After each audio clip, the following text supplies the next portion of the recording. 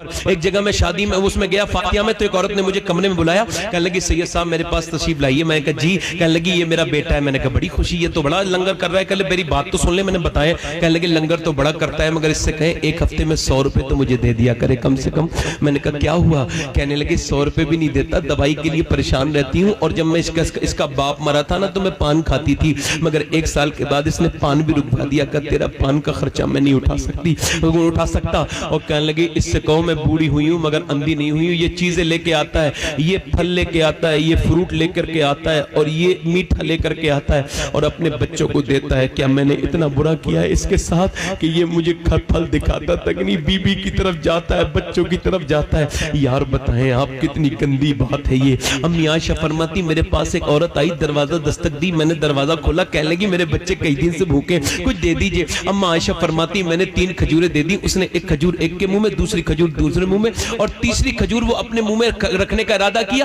بچوں کو دیکھ کر کے منہ میں ایک کھجور رکھ لی، مگر بچوں نے اپنی کھا کے ماں کی طرف کو دیکھا تو ماں کھانے والی تھی بھوکی، مگر منہ سے کھجور نکالی، 2 ٹکڑے کیے، آدھی اسے دے دی آدھی اسے دے دی. امی عائشہ کہتی میں یہ دیکھ کے روئی تو حضور تشریف لائے. فرمائے عائشہ تم کیوں رو رہی ہو؟ میں نے کہا یا رسول اللہ آج میں نے ماں کی ممتا اپنی آنکھوں سے دیکھی ہے. کہا کیا دیکھا؟ کہ ایک عورت بھوکی آئی تھی، اس کے 2 بچے بھوکے تھے. یا رسول اللہ میں نے اسے 3 کھجوریں دی. اس نے ایک کھجور اپنے بچے کو دی، دوسرے بچے کو دی، تیسری کھجور اس نے اپنے منہ میں رکھی، اور پھر جب بچے اپنی کھا چکے تو ماں کی طرف دیکھ لگے تو ماں نے کھجور منہ سے نکالی اور 2 ٹکڑے کر کے بچوں کو منہ میں کھلا دی اور مسکراتی بھی چلی گئی. یا رسول اللہ ماں کا دل دیکھ کے مجھے رونا آ گیا ہے. ماں کی ممتا. میرے حضور نے فرمایا میرے عائشہ سنو، ماں کا اللہ نے اسی وجہ سے تو اتنا بڑا مرتبہ بنایا ہے. اللہ اکبر. میں آپ سے عرض کروں میرے بھائیوں یہ ظلم چھوڑ دو. ایک بار ماں چلی جائے تو دوسری بار ماں نہیں ملتی ہے. ایک بوڑھے حاجی کو میں نے قبر پہ روتے دیکھا اپنی ماں کے. میں نے کہا یار تم تو بوڑھے ہو گئے ہو کیوں رو رہے ہو؟ کہنے لگے سید صاحب بیوی ہے، بچے ہیں، سب ہے، مگر ماں کے بغیر اچھا نہیں لگتا. اللہ اکبر. دیواریں چھوٹی ہوتی تھیں لیکن پردہ ہوتا تھا. تالے کی ایجاد سے پہلے صرف بھروسہ ہوتا تھا، اور جب تک ماتھا چوم کے رخصت کرنے والی زندہ تھی دروازے کے باہر تک منہ میں لقمہ ہوتا تھا. پہلے میں اپنے گھر جاتا تھا تو میری امی میرے لیے دروازہ کھولتی تھی رات کے وقت میں. کبھی رات میں ہی جاتا ہوں اکثر. اب میں جاتا ہوں تو امی کو فالج گر گیا ہے، وہ گھر میں رہتی ہیں، مگر جاتا ہوں تو جاگتی رہتی ہیں. ایک دن مجھے بلایا تو مجھ سے میں نے کہا امی نیند نہیں آئی؟ تو میرا ہاتھ پکڑ کے پھر رونے لگی. میں نے کہا کیا ہوا؟ کہنے لگی بیٹے جب تمہاری گاڑی کی آواز سنتی ہے تو آنکھ کھل جاتی ہے. کہنے لگی تم حضور کے جلسے میں جاتے ہو، اتنی دعا کر دو کہ اللہ میرے ہاتھ پیر ٹھیک کر دے کہ جب تم آیا کرو تو تمہاری گاڑی کھولنے کی چلی جایا کروں. اللہ اکبر. یار ماں ہوتی ہے، اپنے کتنے بچوں کا خیال ماں باپ دونوں رکھتے ہیں، مگر 2 ماں باپوں کو بچے آج نہیں رکھتے. وہ بڑھاپے میں ملتے ہیں ماں باپ. یار ان کا قدر کرو، ان کی خیال رکھو، ان سے محبت کرو. وہ چلے گئے تو پھر دوسری مرتبے تو نہیں آئیں گے نا.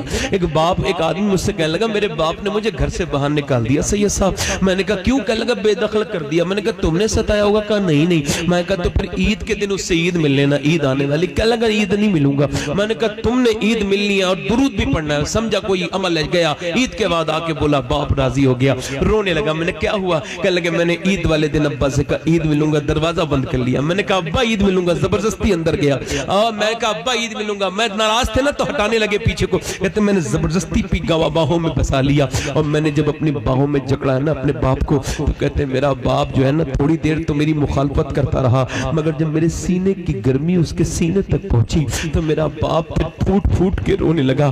میں نے دیکھا ابا رو رہے تھے. میں نے کہا ابا کیوں رو رہے ہو؟ کہنے لگے بیٹے آج تو نے مجھے جتنی عزت دی ہے اتنی کبھی عزت نہیں دی ہے. میں تجھے آواز دیتا تو سنتا نہیں تھا. تو کیا سمجھتا ہے میری کمائی یہ دولت ہے؟ میری کمائی تو ہے میرے بیٹے.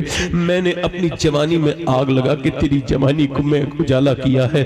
میں نے پردیس کاٹے ہیں، میں نے مزدوریاں کی ہیں، میں نے تب تو اتنا بڑا ہوا ہے اور بڑے ہو کے تو مجھے ستاتا تھا.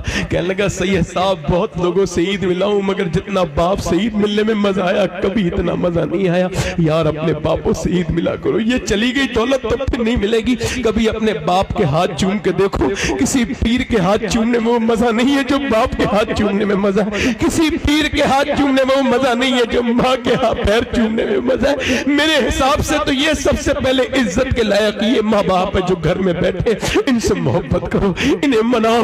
یہ جو بوڑھے تمہاری جنت اور دوزخ کی ضمانت ہے انہیں راضی کرو. کر لو. او لوگوں موت مختصر ہے. عمر جیسا انسان عورت کے سامنے کھڑے کہتے ہیں تو عمر کو معاف کر دے. کہنے لگی چل تیرے کہنے سے معاف کرتی ہوں. کہا تو پھر لکھ کے دے دے. کہا میں لکھ کے تو نہیں دوں گی, میں جانتی نہیں ہوں لکھنا. کہا تو میں لکھ لیتا ہوں, تو دستخط کر دینا. کہا ٹھیک ہے. حضرت عمر دستخط کروانے والے تھے اور وہ عورت آ گئی. اس میں کیا لکھا تھا؟ ایک عورت ناراض ہو گئی تھی, عمر نے اسے بھی راضی کر لیا ہے. اور وہ عورت, وہ حضرت علی آ گئے, حضرت حذیفہ آ گئے. حضرت علی, عمر کہنے لگے دستخط کرو. حضرت علی آ گئے, کہنے لگے امیر المومنین آپ یہاں بیٹھے, ہم آپ کو ڈھونڈ رہے تھے. عورت نے کہا کون امیر المومنین؟ کہا یہی تو امیر المومنین ہے. کہا یہ عمر ہے. کہا. عورت بولی عمر ذرا مجھے معاف کر دے, مجھے معاف کر دے عمر, مجھے معاف کر دے. کہا کیوں؟ کہا میرے گھر میں تو نے جھاڑو لگائی, میرا کام کیا, مجھے نہیں پتا تھا, میں تجھے نوکروں کی طرح آواز دے رہی تھی, تو ایسا انسان ہے, میں تیرے بارے میں بدگمانی کا شکار تھی.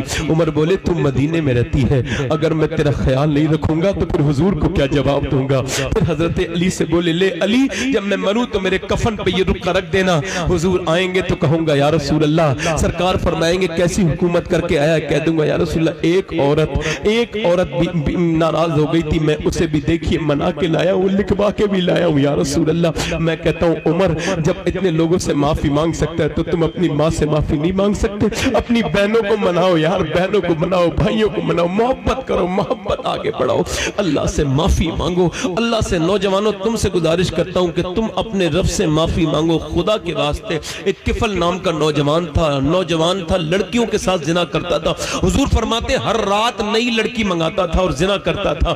ایک فرماتے میرے آقا کریم کہ ایک رات ایک لڑکی آئی تو رونے لگی. اس نے کہا تو رو کیوں رہی ہے, میری رات خراب کر رہی ہے, کیا تجھے پیسے نہیں ملے؟ وہ کہنے لگی او ظالم, سب کچھ پیسہ نہیں ہوتا, میرے بہن بھائی مر گئے مجبوری, میرے ماں باپ مر گئے, بہن بھائی بھوکے, مجبوری میں آئی ہوں. اور ڈر کس سے رہی؟ کہ اللہ سے ڈر رہی ہوں, آج تک میں نے گناہ نہیں کیا. سوچ رہی مالک مجھے معاف کر دینا, میں گناہ کر رہی ہوں. تو کہنے لگا تو اللہ سے ڈرتی ہے؟ کہا ہاں. اتنی روئی وہ لڑکی کھڑے ہو کہ تجھے کیا پتا ظالم میں کتنی نیک ہوں, میں نے کبھی گناہ نہیں کیا تھا مگر آج اپنے بہن بھائیوں کی وجہ سے. حضور فرماتے اس کے رونے سے اس کے آنسو دھل گئے. اس کے آنسو جب دھلے نا, اللہ اکبر, وہ اس کے آنسووں سے اس کا دل دھل گیا. وہ کہنے لگا جا میں نے تجھے اپنی بہن بنایا, جا تو نے میری عقل ٹھکانے لگا دی, لیے پیسے لے جا. سارے پیسے دے دیے. حضور فرماتے ہیں وہ تو چلی گئی مگر یہ رات کو رو کے بولا میرے مالک زمین بھی خدا کی, زماں بھی خدا کا, مکین و مکالا مکان بھی خدا کا, گناہگار بندے کہاں جا سکیں گے خدا کی خدائی سے باہر نکل کے.